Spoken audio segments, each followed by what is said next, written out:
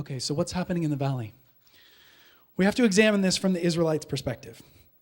Again, for 400 years, maybe I'm belaboring this point, but for 400 years, they have been in slavery. For 400 years, all they've known how to do is follow someone else's instructions. So this works well for Moses for a while.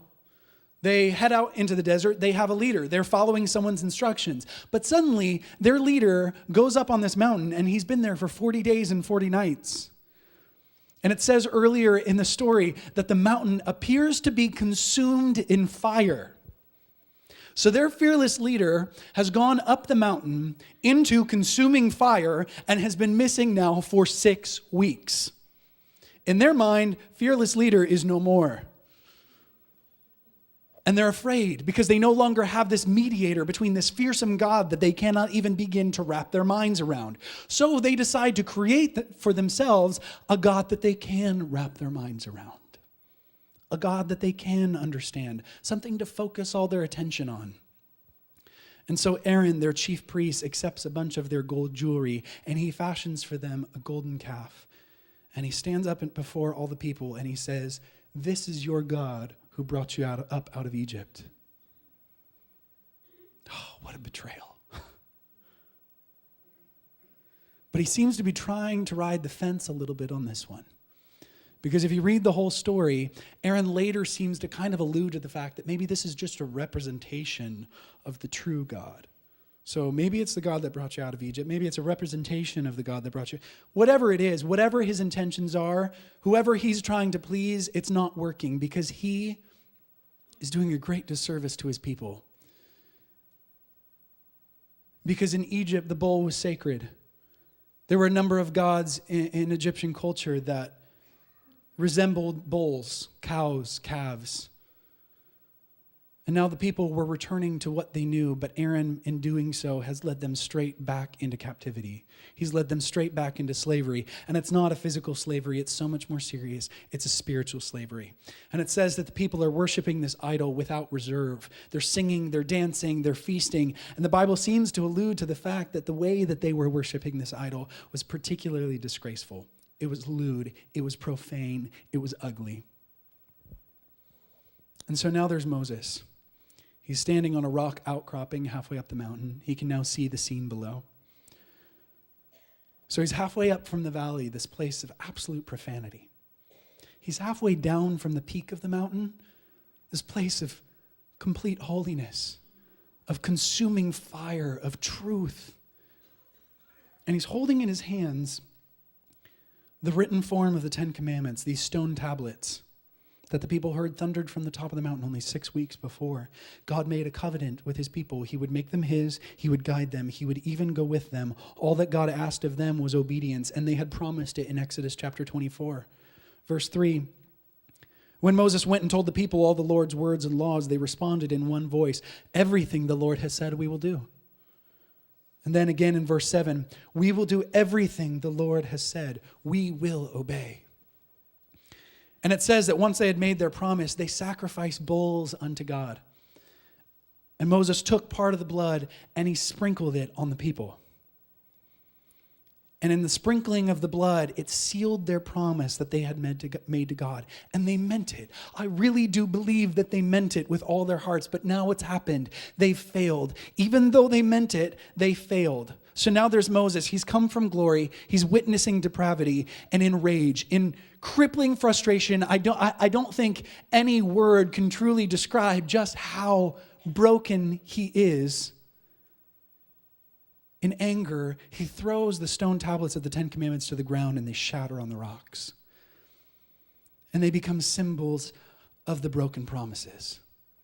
Not that God has broken his promises to the people, but the people have broken their promise to God. And then he rushes down the mountain and he seizes the golden calf and he destroys it. And he calls the faithful to himself. They draw their swords and they go throughout the camp that day and kill every single person who could not be brought back under control.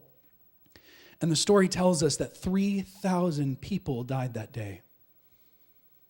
Everybody knew somebody who died that day. 3,000 people. It goes to show you just how far their ugly acts of worship had gone, that 3,000 people could not be brought back under control, even when threatened by a sword. Despite his heartbreak, despite this crippling loss of the covenant, Moses decides to plead for these people. And so he goes back up the mountain, but this time he's not been called by God. This time he's going unbidden. And he approaches God and he begins to plead. And in Exodus chapter 33, we see God's answer. Exodus chapter 33, verses 1 through 3.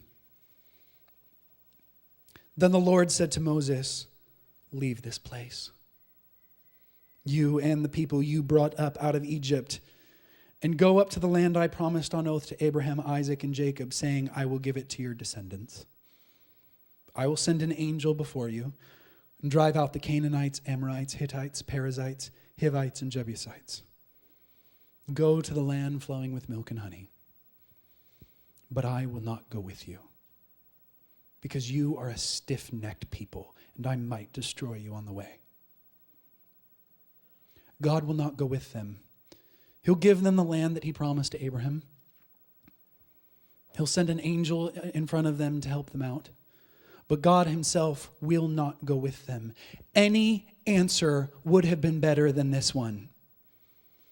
And Moses even suggests earlier in the passage that death would have been a better answer, but he senses quite clearly that this conversation is over.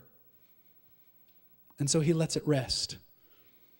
And we don't know exactly how much time passes, but Moses can't let it rest. And so he brings his case once more before God and he pleads. And in Exodus 33, 15 through 16, we see him pleading before God. And these are the most poignant words in the whole story. Exodus 33, 15 through 16. Then Moses said to him, "If your presence does not go with us, do not send us up from here. How will anyone know that you are pleased with me and with your people unless you go with us? What else will distinguish me and your people from all the other people on the face of the earth?"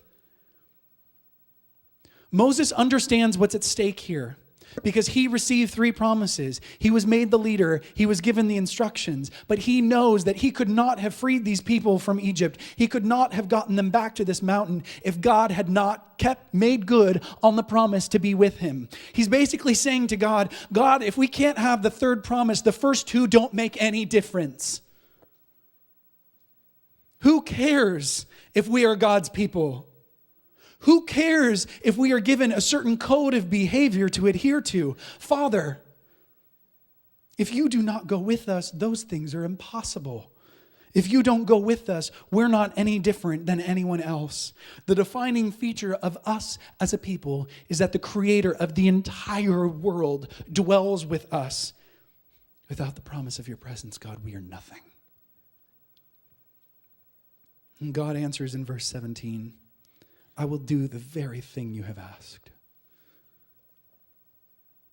The covenant is renewed.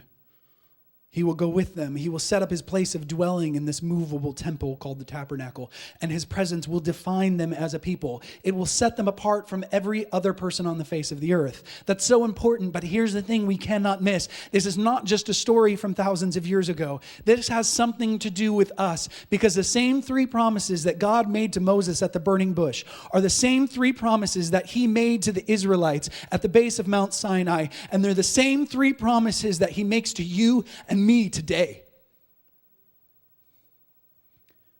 God will make us his people. God will guide us as his people. And God will go with us as his people.